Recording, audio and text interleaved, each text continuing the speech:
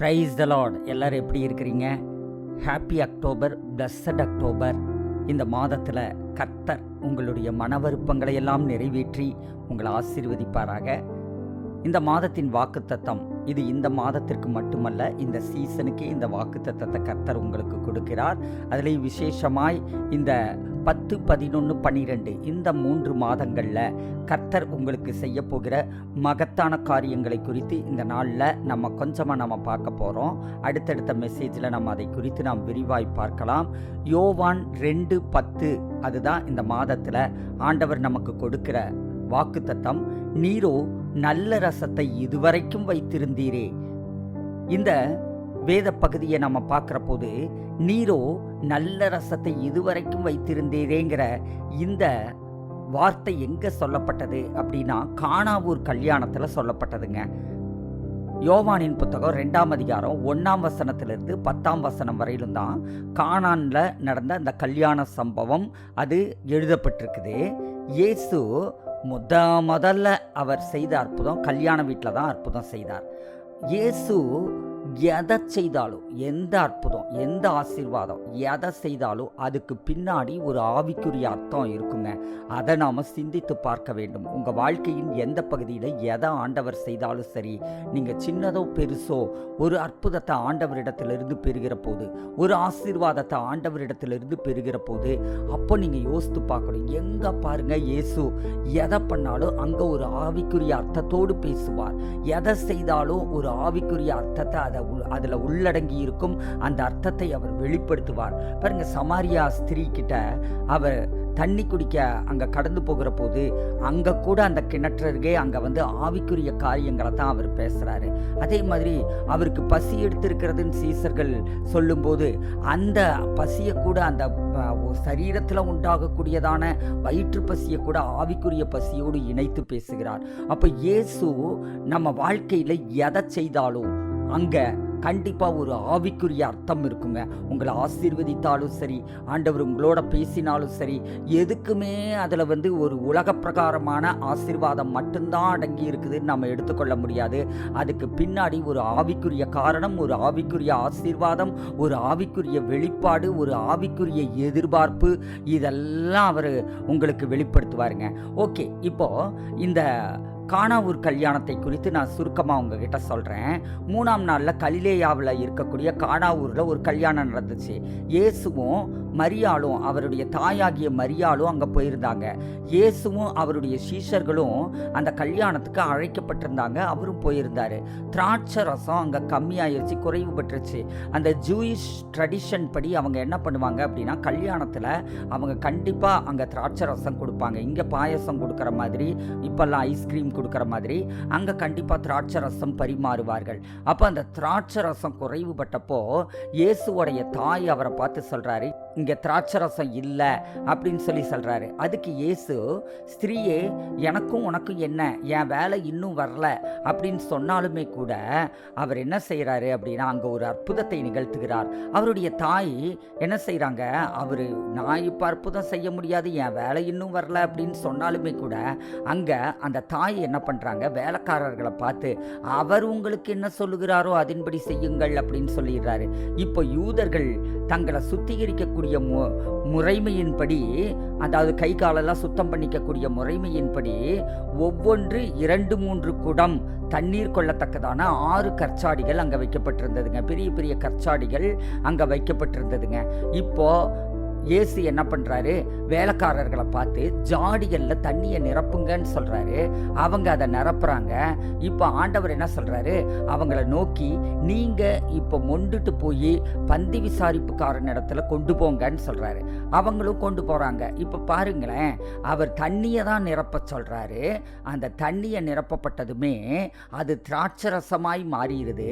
அந்த திராட்சை ரசத்தை எடுத்துகிட்டு போய் பந்தி விசாரணைக்காரன் இடத்துல போகிறாங்க. 9ஆம் வசனத்தில் பார்க்குறோம், அந்த திராட்சரசம் எங்கிருந்து வந்ததுன்னு சொல்லி அந்த தண்ணியை மொண்டுட்டு போன வேலைக்காரங்களுக்கு தான் தெரியுமே ஒழிய பந்தி விசாரிப்புக்காரனுக்கு அவனுக்கு தெரியாதுங்க. அவன் அந்த திராட்சரசமாய் மாறின தண்ணியை ருசி பார்க்கிறான். திராட்சரசமாய் மாறின தண்ணீரை ருசி பார்த்தான் அப்படின்னு சொல்லி நம்ம பார்க்குறோம்.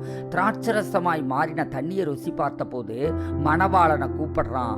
மாப்பிள்ளைய கூப்பிட்டு எந்த மனுஷனும் முதல்ல நல்ல திராட்சரசத்தை கொடுத்துருவான். ஜனங்க திருப்தி ஆனதுக்கப்புறம் ருசி குறைஞ்ச திராட்சரசத்தை கொடுப்பான். நம்ம ஊர்ல எல்லாம் கல்யாணத்தில் பாருங்க, அதுக்கு தான் பந்திக்கு முந்து அப்படின்னு சொல்லுவாங்க. எதுக்குன்னா சாம்பார் ரசமெல்லாம் கடைசி பந்தி ஆக ஆக என்ன ஆகிடுங்க, அதெல்லாம் தண்ணியாக மாற ஆரம்பிச்சிரும். அந்த மாதிரி தான் மனிதன் தயாரிக்கக்கூடியது எதுவாக இருந்தாலும் அது முதல்ல ருசியாக இருக்கும், அப்புறம் ருசி இல்லாததாக இருக்கும். ஆனால் இங்கே எந்த மனுஷனும் முன்னாடி நல்ல திராட்சை ரசத்தை கொடுப்பான், ஜனங்க திருப்தியானதுக்கப்புறம் ருசி குறைஞ்சதை கொடுத்துருவான். ஆனால் நீங்கள் நல்ல ரசத்தை கடைசி வரையில் வச்சுருந்தீங்களே அப்படின்னு சொல்லி சொல்கிறாங்க. பாருங்க, மனிதன் கொடுக்கக்கூடிய திராட்சரசம் அப்படிங்கிறது அது குறைவுள்ளது.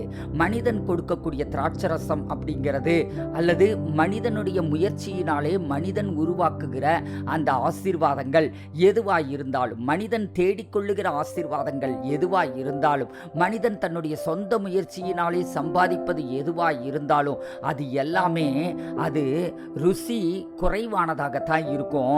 அதே நேரத்தில் அது தீர்ந்து போகக்கூடியதாக இருக்கும்.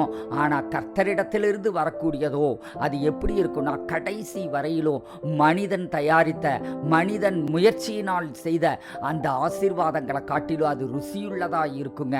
கடைசி வரையிலும் அது எப்படி இருக்கும்னா மனிதன் தயாரித்ததை காட்டிலும் ருசியுள்ளதா இருக்கும். உங்க வாழ்க்கையில ஆண்டவர் இந்த நாள்ல இந்த வேத பகுதியிலிருந்து ஆண்டவர் நமக்கு கொடுக்கிற வாக்கு தத்தம் என்ன அப்படின்னா, நீரோ நல்ல திராட்சரசத்தை இதுவரைக்கும் வைத்திருந்தீரே. ஆண்டவர் இந்த வருடத்தின் ஆரம்பம் முதற்கொண்டு இந்த 9 மாதங்களையும் நடத்தி நம்மளை 10ஆம் மாதத்திற்குள்ள கொண்டு வந்திருக்கிறார். இந்த 10ஆம் மாதத்துல 9 மாதங்கள்ல உங்களுக்கு என்னெல்லாம் ஆசீர்வாதங்களை பெற்றுக்கொண்டீங்களோ அந்த ஆசீர்வாதங்களை காட்டிலும் அதிக ருசியுள்ள, அதிக ஆசீர்வாதமான, இன்னும் ரொம்ப அற்புதமாய் இருக்கக்கூடியதான ஆசீர்வாதங்களை ஆண்டவர் உங்களுக்கு வைத்திருக்கிறார். இந்த 10, 11, 12 இந்த 3 மாதங்கள்லையும் கர்த்தர் உங்களுக்காக ஆயத்தப்படுத்தி வைத்திருக்கிறதான ஆசீர்வாதம் அது பழைய ரசத்தை காட்டிலும், மனிதன் தயாரித்த ரசத்தை காட்டிலும் இந்த புதிய ரசம், கர்த்தர் தயாரித்து கொடுக்கிற அந்த ரசம் அது மிகவும் ருசியுள்ளதாக இருக்கும். அது மிகவும் ஆசீர்வாதமானதாக இருக்கும். இந்த 3 மாதங்களில் ஒரு சம்பூரணம் உண்டாகும். இந்த 3 மாதங்களில் ஒரு பரிபூரணம் உண்டாகும். இந்த 3 மாதங்களில் ஒரு குறைவும் இருக்காது. பாருங்க, எந்த ஒரு மனுஷ கல்யாணம் நடத்தினாலும் அங்க திராட்சரசம் என்ன ஆகுதுங்க, கம்மியாக ஆரம்பிக்குது. கம்மியாகிற போது அது எவ்வளவு சிறப்பான கல்யாணமாக இருந்தாலும் ஏதோ சில பொருட்கள் அங்க கம்மியாயிருது, ஏதோ சில உணவு பண்டங்கள் கம்மியாயிருது, ஏதோ சில குறைபாடுகள் வந்துருது. ஏன்னா அது மனிதன் செய்வது, அதனால் அங்க குறைவுகள் வருது. அதை அட்ஜஸ்ட் பண்றதுக்கு அவன் அங்க தண்ணி ஊற்ற வேண்டியதா இருக்குது, அல்லது வேற ஏதாவது பண்ண வேண்டியதா இருக்கு. கடைசி பந்தியில அந்த பதார்த்தத்தை கட் பண்ண வேண்டியதா இருக்குது. ஆனா ஆண்டவர் என்ன செய்யறாரு அப்படின்னா, மனிதன் தயாரித்ததை காட்டிலும் மேன்மையானதை தயாரிக்கிறார், மேன்மையானதை கொடுக்கிறார். இங்கிலீஷ் பைபிள்ல பார்க்கும்போது நீங்க கடைசி வரையிலும் குவாலிட்டியான அந்த திராட்சரசத்தை கொடுத்தீங்களேன்னு மாப்பிள்ளைய பார்த்து அவன் சொல்றான், நம்மளுடைய மணவாளன் நம்ம வாழ்க்கையில இந்த வருடத்தின் கடைசி பகுதி வரையிலும் மட்டுமல்ல, நம்ம வாழ்நாள் முழுவதும் முந்தின ரசத்தை பார்க்கிலும் பிந்தின ரசத்தை மிகுந்த ருசியுள்ளதாக, ரொம்ப குவாலிட்டியா, ரொம்ப எக்ஸ்பென்சிவா, இப்படி விலையுயர்ந்ததாக, இப்படி எல்லா விதத்திலையும் ஆசீர்வாதமானதாக மாற்றிக்கொண்டே இருக்கிறார். அதனால தான் வேதம் சொல்லுகிறது, நீதிமானுடைய வெளிச்சம் நடுப்பகல் வரையிலும் பிரகாசிக்கிற சூரிய பிரகாசத்தை போல அதிகமாய் பிரகாசித்து கொண்டே இருக்கும்னு வேதம் சொல்லுகிறது. அப்ப நம்ம வாழ்க்கையில ஆண்டவர் துவங்கினவர், அவர் முடிவடைய பண்ணுகிற தேவன். அதை எப்படி முடிப்பார்னா, ஆரம்பம் அற்பமாய் இருந்தாலும் முடிவை சம்பூர்ணமாய் முடிக்கிற தேவன். அதனால உங்களுக்கு நீங்க உங்க சொந்த முயற்சியை சார்ந்து கொள்ளாதபடிக்கு நீங்க இந்த 3 மாதம் எவ்வளவு தீவிரமாய் ஆண்டவரை சார்ந்து கொள்ள முடியுமோ சார்ந்து கொள்ளுங்க. உங்க சொந்த முயற்சி கொஞ்சம், ஆண்டவர் கொஞ்சோன்ட்டு இருந்ததனால அந்த ருசியுள்ள அந்த திராட்சை ரசத்தை நீங்க அனுபவிக்க முடியல. ஆனா இப்போ மனிதன் தயாரிக்கிற ஆசீர்வாதம் அல்ல, மனிதன் முயற்சி செய்து பெற்றுக்கொள்ளுகிற ஆசீர்வாதம் அல்ல, மனிதனுடைய முயற்சியினால் வருகிற எந்த ஒரு நன்மையும் கிருபையும் அல்ல, இது தேவனிடம் உம்மிடத்திலிருந்து வருகிற ஆசீர்வாதம் தேவனிடத்திலிருந்து வருகிறது. அது சிறப்பானதாக இருக்கும், ஆசீர்வாதமானதாக இருக்கும், அது பெருகுகிறதாக இருக்கும், அது அற்புதமானதாக இருக்கும், அது ருசியுள்ளதாக இருக்கும், அது தரமானதாக இருக்கும். ஆண்டவர் தரமான ஆசீர்வாதங்களை உங்களுடைய வாழ்க்கையில பெருக பண்ணுவாராக. God bless you. நன்றி ஆண்டவரே. அப்பா உமக்கு ஸ்தோத்திரம். எந்த மனுஷனும் ஆண்டவரே அப்பா முந்தி நல்ல திராட்சை ரசத்தை கொடுப்பான், அதுக்கப்புறம் ஜனங்கள் திருப்தி அடைஞ்சதுக்கு அப்புறம் அவன் ருசி குறைஞ்சதை கொடுக்க ஆரம்பிப்பான். ஆனா நீங்களோ எங்க வாழ்க்கையில மணவாளனாகிய இயேசு கிறிஸ்துவை அனுப்பின பிதாவாகிய தேவன் ஆண்டவரே எங்களுக்கு நீங்க எப்பவும் ஆண்டவரே ருசியுள்ள ரசத்தை, நேத்து கொடுத்த ரசத்தை காட்டிலும் இன்றைக்கு புதிய ருசியுள்ள ரசத்தை நீங்க கொடுக்குறீங்க. அதனால தான் தாவீது சொல்லி இருக்கிறான், ஆண்டவரே காலைதோறும் புது கிருபைகளினால் எங்களை நிரப்புகிறீர் ஆண்டவரேன்னு சொல்லி சொல்றான். ஆண்டவரே அப்பா உமக்கு ஸ்தோத்திரம். எங்களை நாள்தோறும் புதிய கிருபைகளினால் நிரப்புகிற தேவன், புதிய ரசத்தினால் நிரப்புகிற தேவன். நேற்று இருந்ததை காட்டிலும் இன்றைக்கு எங்களை செழிப்படைய பண்ணுகிறீர், இன்றைக்கு எங்களை ஆரோக்கியமாக்குகிறீர், இன்றைக்கு எங்களை ஆசீர்வதிக்கிறீர் ஆண்டவரே. ஒரு நன்மையும் குறைவுபடாது ஆண்டவரே அப்பா உமக்கு ஸ்தோத்திரம். இந்த 10, 11, 12 இந்த 3 மாதங்களும் அருமை பிள்ளைகளுக்கு ஆண்டவரே அப்பா ஒரு மிகப்பெரிய ஆரவாரத்தின் மாதமாக, கொண்டாட்டத்தின் மாதமாக, ஆண்டவரே செழிப்பின் மாதமாக, ஆசீர்வாதத்தின் மாதமாக காணப்பட கர்த்தர் உதவி செய்கிறதற்காக ஸ்தோத்திரம். தொடர்ந்து கர்த்தருடைய ஆவியானவர் ஆசீர்வதித்தருளும் வழி நடத்தும். இயேசுவின் நாமத்தில் ஜெபிக்கிறோம் எங்கள் நல்ல பிதாவே, ஆமேன். God bless you. இந்த மாதத்தில் கர்த்தருக்கென்று விதைக்க விரும்புகிறவர்கள் கட்டாயமாயுமல்ல விசனமாயுமல்ல உங்களை ஆசீர்வதிக்கிற இந்த ஊழியத்தில் நீங்கள் உங்களுடைய காணிக்கைகளை நீங்கள் விதைக்கலாம். கர்த்தர் உங்களுடைய காணிக்கைகளுக்கு புதிய ரசமாக, புதிய ஆசீர்வாதமாக, ருசியுள்ள ஆசீர்வாதமாக மாற்றி உங்களுடைய வாழ்வின் சகல பகுதிகளிலும் நன்மையை அவர் கொடுப்பார். அவர் கொடுக்கிறவர், நாமும் கொடுக்கிறவர்களாய் இருப்போம், வாங்குகிறவர்களாய் அல்ல. ஞான நன்மைகளை விதைக்கிற இந்த ஊழியத்தில் நீங்கள் கொடுக்க பெருகிக் கொண்டே இருப்பீர்கள். கர்த்தர் தாமே உங்களை ஆசீர்வதிப்பாராக. ஆமேன். God bless you.